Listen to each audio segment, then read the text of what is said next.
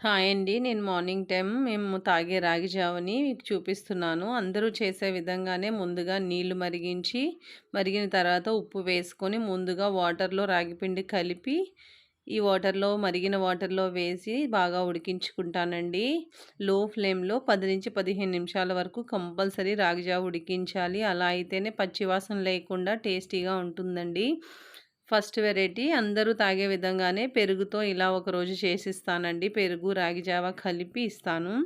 రెండవది ఇక్కడ నేను చూపిస్తున్న విధంగా డేట్ సిరప్ అండి ఇది. ఆల్ నేచర్ డేట్ సిరప్ అని నాకు ఇక్కడ ముంబైలో, సౌదీ, దుబాయ్‌లో దొరికే ఐటెమ్స్ అన్నీ దొరుకుతాయండి ఆ షాప్‌లో. అక్కడ తీసుకుంటాను. ప్యూర్ డేట్ సిరప్ ఇది.